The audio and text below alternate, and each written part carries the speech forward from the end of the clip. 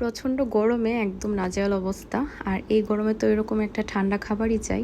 সকালবেলা ঘুম থেকে উঠেই আগে পর্দাটা সরিয়ে দিয়েছি, আর তার সাথে সুন্দর একটা মিষ্টি রোদ। বাসায় চলে এসেছিল রংধনু। একটু ফ্রেশ হলাম, রান্নাঘরে গিয়ে দেখি এত এত বাসন জমে আছে। একটু যদি তড়ি মেরে সবকিছু গুছানো যেত তাহলে তো ভালোই ছিল। নমস্কার সবাইকে, সবাই কেমন আছেন? আজকে সকালটা শুরু করছি আপনাদের সাথে নতুন করে। আবার সকালে ঘুম থেকে উঠেই ভাবি এখন কি দিয়ে আজকে খাবারটা খাওয়া হবে। মানে ঘুম চোখ খুলেই আগে চিন্তা করি যে কি খাবো আর মেয়েকে কি দিব। তো সকালটা চিন্তা এরকম করে চললো। অনেক বেশি গরম আমাদের এখানে, বোঝাই যাচ্ছে।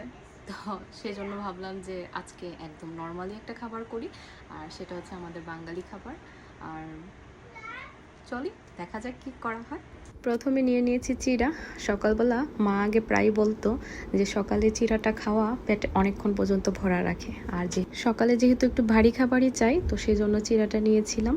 আর বললামই তো প্রচণ্ড গরম, তো চিড়াটা ভালো করে ধুয়ে নিয়েছি। আর তার সাথে হচ্ছে এই কলাগুলো আমাদের এখানে তেমন একটা পাওয়া যায় না, আর এই কলাগুলো কিন্তু একদমই কাঁচা থাকে। তো বাসায় এনে রাখার পর তারপর এগুলো পেকে যায়।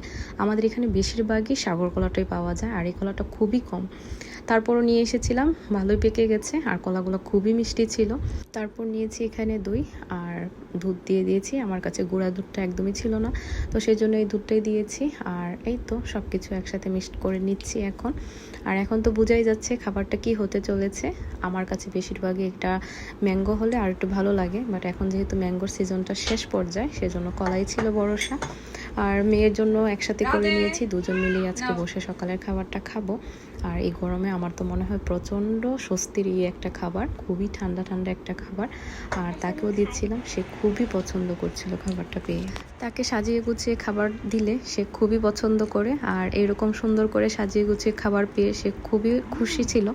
আর আমি চেষ্টা করি যতটুকু সম্ভব সবসময় সাজিয়ে গুছিয়ে খাবার পরিবেশন করা বা তাকে দেওয়া, কারণ আমার মনে হয় বাচ্চারা সাজিয়ে গুছিয়ে যে ধরনের খাবার হোক যেটা পছন্দ করে না, তারপরে যদি সাজিয়ে খাবারটা দেওয়া হয় সে অবশ্যই পছন্দ করবে। তো এই তো খুব সিম্পলি আজকের একটা খাবার হয়েছিল, চিড়ে মাখা, দই চিড়ে মাখা।